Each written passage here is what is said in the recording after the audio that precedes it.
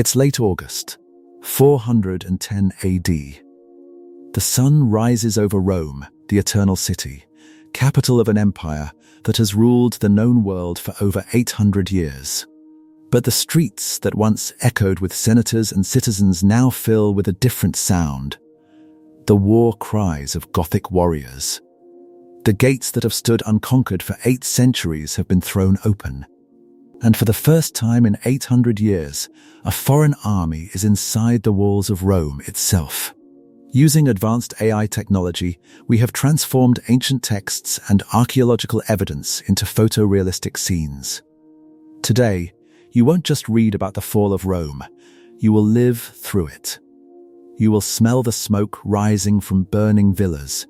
You will hear the screams as temples are looted. And you will witness the final hours of a world that believed it would last forever. This is the story of 3 days that shattered an empire.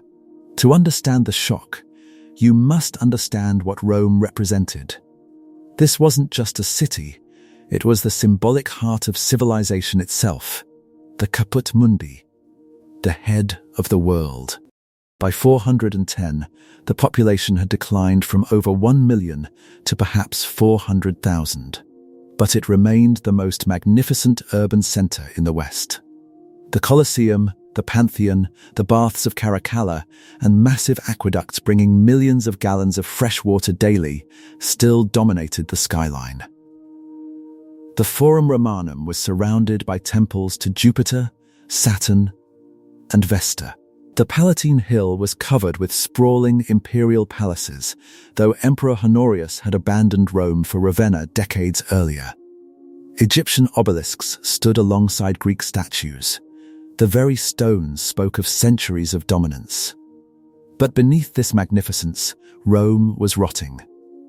The Western Roman Empire was in terminal decline. Barbarian tribes weren't just raiding frontiers, they were settling inside imperial territory. The Roman army was now largely Germanic mercenaries with little loyalty to Rome. The tax base had collapsed. The Senate was a ceremonial shadow debating irrelevant matters while real power belonged to generals and warlords. Yet Romans still clung to the myth of invincibility. They believed the city was protected by the gods, that the massive Aurelian walls were impregnable, and that no foreign army would dare violate the eternal city. They were about to discover how wrong they were. The army outside Rome's walls was not a mindless horde. They were the Visigoths, a sophisticated Germanic people led by King Alaric, a brilliant former Roman general who spoke Latin and understood Roman tactics perfectly. Alaric had been promised land and status by Rome, promises repeatedly broken. For years he negotiated, demanding territory for his people to settle and payment for military service. Rome responded with treachery, broken treaties, and assassination attempts. This was the 3rd time Alaric besieged Rome. The first 2 times, in 408 and 409, he accepted ransoms and withdrew. But now, with Emperor Honorius refusing serious negotiation from the safety of Ravenna, Alaric's patience had ended. His army numbered 30,000 warriors, with families and followers totaling perhaps 100,000. They weren't here to destroy Rome out of rage. They were here because Rome had left them no choice. They needed food, gold, and respect. On the night of August 24th, someone inside, likely slaves sympathetic to the Goths or citizens starving from the siege, opened the Salarian Gate on the northeastern wall. Gothic warriors poured through like a flood. The small Roman garrison fled or was overwhelmed. By dawn, thousands of Goths were inside the sacred walls. Romans initially couldn't believe it. For 800 years, no enemy had breached these walls. Many thought it was a riot. When they realized barbarians were actually inside Rome, panic erupted. Wealthy senators barricaded in their fortified villas, hoping thick walls would protect them. The middle class fled to churches, believing the Christian Goths would respect holy ground. The poor huddled in tenements with nowhere to go. They were all wrong. Day 1, the sack begins. Contrary to myth, Alaric didn't order massacre or total destruction. He wanted to plunder Rome and send a message. His orders were clear. Take what you can carry, avoid unnecessary killing, and respect churches. But 30,000 warriors promised loot are difficult to control perfectly. Gothic warriors swept through wealthy neighborhoods first. Massive senatorial villas were prime targets. Doors were smashed with axes and battering rams. Inside, they found unimaginable wealth: gold and silver plate, jewelry, silk from China, spices from India, bronze statues, libraries of ancient scrolls. Anything portable was taken. Anything too heavy was smashed for precious metal. Senators and their families were dragged from hiding. Some died resisting. Many were stripped of jewelry and fine clothing, left humiliated but alive. Proud Roman patricians watched barbarians cart away generations of accumulated wealth. The Goths moved systematically. Granaries were emptied. The starving city lost what little food remained. Public baths were looted of bronze fittings. Fires broke out across quarters. But the major temples and monuments were largely untouched. The Colosseum stood. The Pantheon survived. The aqueducts functioned. Alaric was showing restraint, sending a message he could destroy Rome but chose not to. He wanted negotiation, not annihilation. Remarkably, both Goths and Romans were Christian, though different traditions. Goths followed Arian Christianity, Romans the Nicene form. Alaric ordered respect for churches and sanctuary seekers. This was pragmatic. He didn't want to be remembered as Christendom's destroyer. Thousands flooded the great basilicas, St. Peter's, St. Paul's, St. John Lateran. Inside, aristocrats huddled with slaves, senators with prostitutes. Normal hierarchies dissolved in shared terror. And remarkably, Goths mostly honored sanctuary. Warriors entered churches, saw terrified crowds and withdrew. Some posted guards preventing violations. But exceptions existed.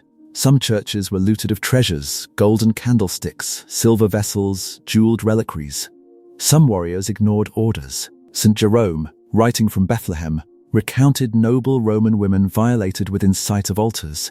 Whether widespread or isolated, it was traumatic enough to echo through centuries. Day 2. The world reacts. By the second day, news spread across the empire. Refugees carried word to nearby towns, then messengers raced everywhere.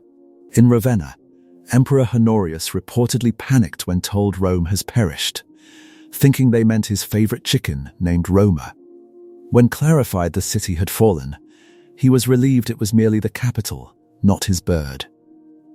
The story captures the government's incompetence. In Bethlehem, St. Jerome was shattered. The city which had taken the whole world was itself taken. My voice sticks in my throat. In North Africa, St. Augustine contemplated theological implications.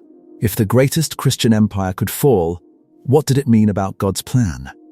This crisis led him to write The City of God, arguing earthly kingdoms were transient, only heaven eternal, shaping Christian thought for a millennium. In Constantinople, the still strong Eastern Empire felt shock mixed with schadenfreude. The proud West was getting its comeuppance. Day 3. The departure. On August 27th, Alaric ordered withdrawal. His warriors had taken everything portable. Wagons overflowed with gold, silver, silk, and slaves. Food was depleted. No point staying. The Goths marched out through the Appian Way, heading south toward Campania, planning to cross to North Africa. They left behind a traumatized but still standing city. Physical damage was relatively limited. Most major buildings survived. Fires occurred, but no general conflagration. Perhaps a few thousand Romans died, horrific but not genocide. But psychological damage was incalculable. Rome, the eternal city, protected by gods, unconquerable, had been conquered. The myth was shattered. Roman life slowly resumed. Senators returned to looted villas. Markets reopened. Aqueducts flowed. The Senate met. On the surface, recovery seemed possible. But 410 was not isolated. It was a symptom of terminal decline. The Western Empire had less than 70 years left. In 455, Vandals would sack Rome again, far more brutally. In 476, the last Western emperor would be deposed. Alaric himself never reached his goal. Months after sacking Rome, he died suddenly in southern Italy. His warriors buried him in a riverbed, diverting water, placing his body with treasures, then returning the river so the grave could never be found. To this day, Alaric's tomb remains undiscovered. The fall haunted Western imagination for centuries. It became a cautionary tale about empire impermanence, moral decay dangers, military weakness consequences, and civilization's fragility. Medieval kings claimed to restore Rome. The Holy Roman Empire took its name in homage. Renaissance thinkers studied the fall obsessively. The American founders debated whether their republic would suffer Rome's fate. Even today, the fall of Rome means civilizational collapse. Epilogue: the lesson. Today, you can walk streets Alaric's warriors walked. The Salarian Gate still stands. The Forum is romantic ruins. The Colosseum, spared by Goths, dominates the skyline. The question that haunted St. Augustine haunts us. How do great civilizations fall? Military weakness, moral decay, economic collapse, immigration, political division, corruption? The truth is messier. Rome fell from all these things, a perfect storm overwhelming even the ancient world's greatest empire. But the most important lesson, Romans of 410 didn't think their world could end. They believed in Roman exceptionalism, divine protection, institutional permanence. They were wrong. No civilization is eternal. No city is unconquerable. No empire lasts forever. The Goths taught Rome that lesson in 3 terrible August days, and the ruins still whisper that lesson to anyone willing to listen. If you found this journey through Rome's darkest days as powerful as we did, let us know in the comments. Should we explore Constantinople's final hours in 1453, or the sack of Baghdad by Mongols in 1258? Thanks for watching. I'm Tim, and together, we'll keep history reborn. I'll see you in the next era.